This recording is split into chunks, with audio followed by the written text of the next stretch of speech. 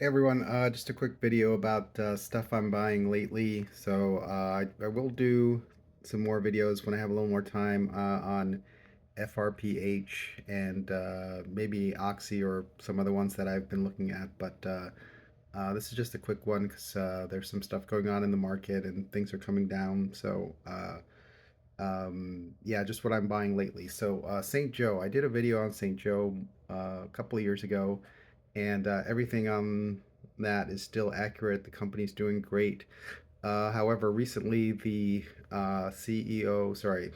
chairman of the board, Bruce Berkowitz, who's a big holder in the company, stepped down from the board. So he runs a investment fund on the side and very concentrated in St. Joe.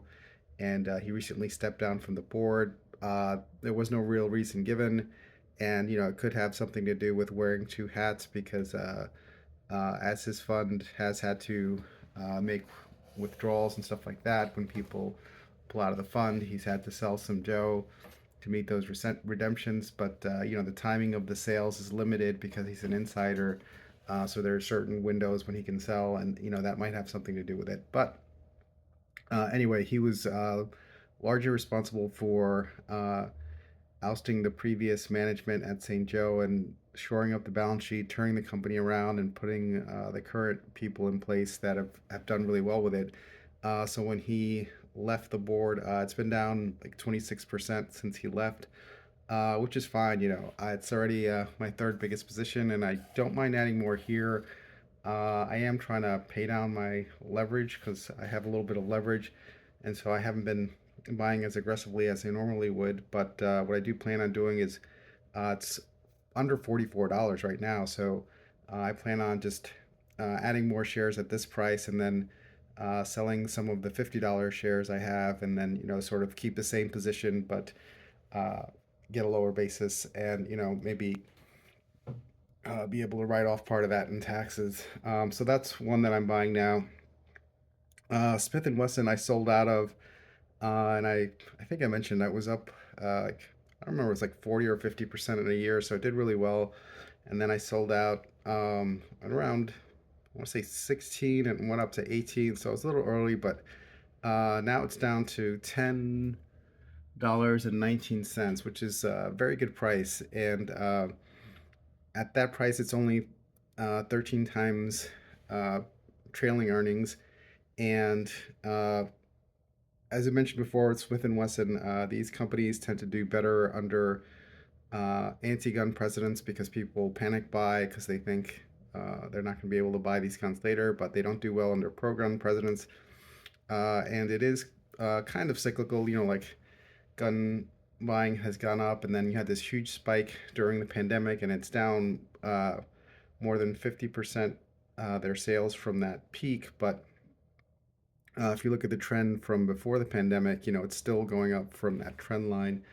And if, you know, this is kind of cyclical but moving up, and you're buying it at 13 times the trough earnings, the low earnings, uh, that's a pretty good deal. There's no guarantee that it's still a trough, it might go lower, but at 13 times the earnings, and it has no net debt. They're finished building out the new headquarters and factory, which should reduce cost, and they spend 120 million on that. But now that that's behind them, all the money coming in now, they can use for buybacks and dividends and things like that.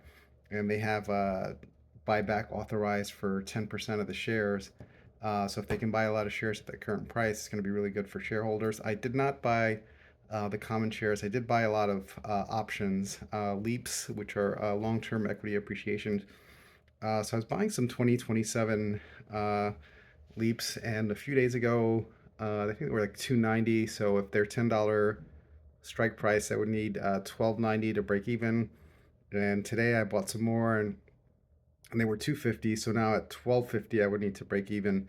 So if you buy the option, you're not getting a dividend like you would with the stock. However, 12.50 from $10, that's not too far to go. And if they have authorized to buy back up to 10% of the shares at this price, and let's say the PE stays the same, you know, 12.50 versus 10, it's like 25% higher. If they're buying back 10% of the shares, and the PE stays the same, that should go up at least another 10%. Now you got 15% higher to go. Um, you know, 15% in 2 years is not terrible. So I think they can do that, especially since sales are lower than they thought, but they're still going up. And even though um, background checks for the gun buyers in general are only going up like 2 or 3% for Smith and Wesson, their sales are going up like 5 or 6%. So that means they are growing by taking shares away from competitors. And also, as I said, the new warehouse should reduce their costs, so that should help as well. So that's one that I've been buying lately. Uh, what else am I looking at? Coupang. Yeah, so with the attempted coup in Korea, the stock got knocked down from like 25 or 26, and currently it's at 22. So, as I said, I kind of tapped out because I am fully invested and I have leverage, but I've been buying more shares at this price. And what I may do is after January 1st, just not buy any more and then sell the higher cost shares I have. But I think this is a really good price here, and I've bought the shares, but I've also bought some options on that 2026 or 2027 options because I think it's going to come back fairly quickly. I did not buy options on St. Joe because the St. Joe options only go out 6 months, so I did get the common, but on Smith and Wesson and Coupang, I felt comfortable buying the common. Mercado Libre, that's down. It always looks expensive to me, and I've always regretted not buying it. Kind of like Amazon, so it's kind of a way to think of it. It's the Amazon of Latin America.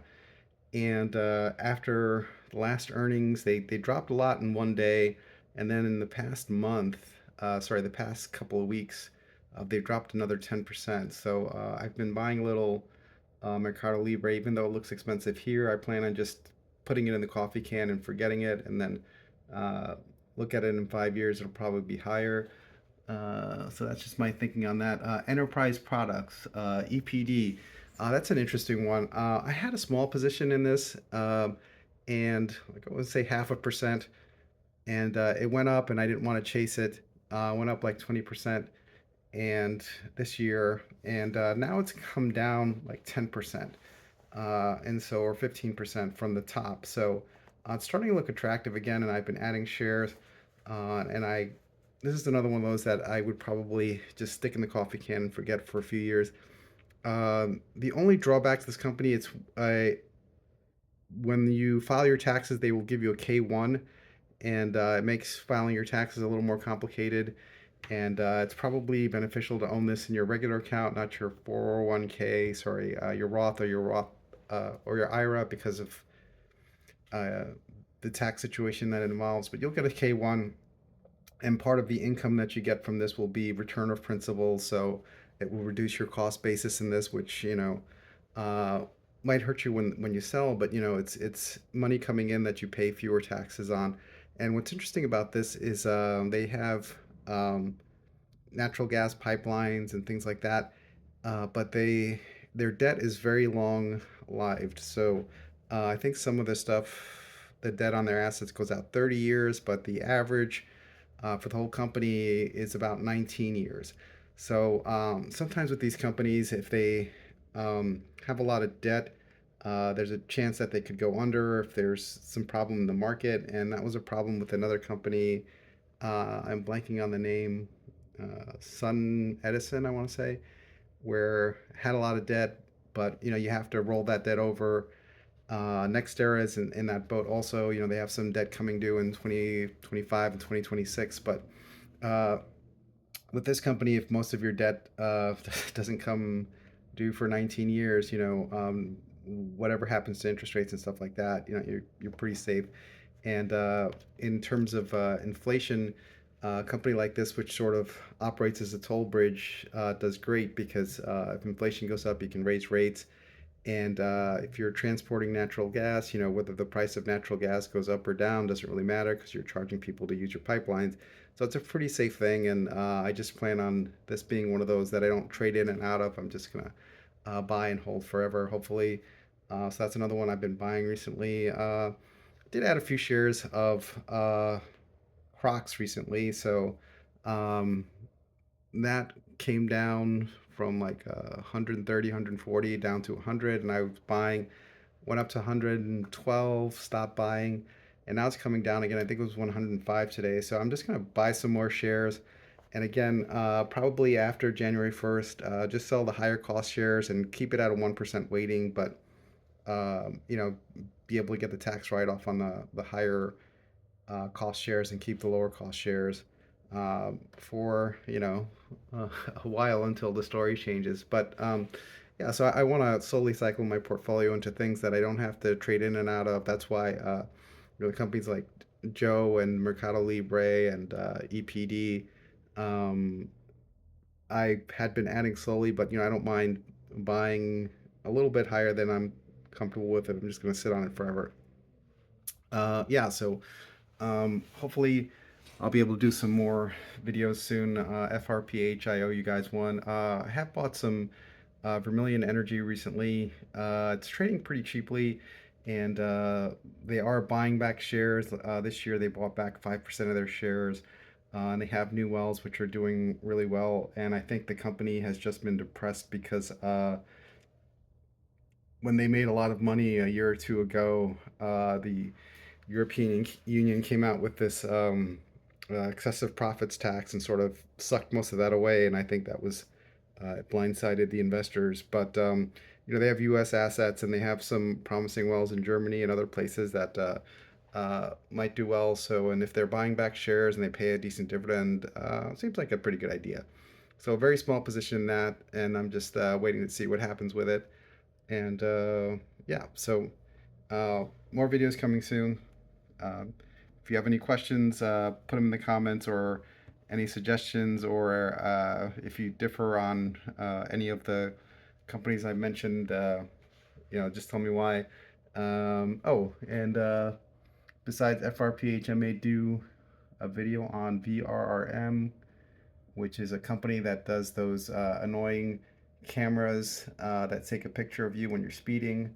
It's a pretty interesting one. So yeah, those are the ones I'm buying lately. Again, this is not investment advice. This is just me keeping a record of what I'm doing and when I'm doing it. So yeah, talk to you soon.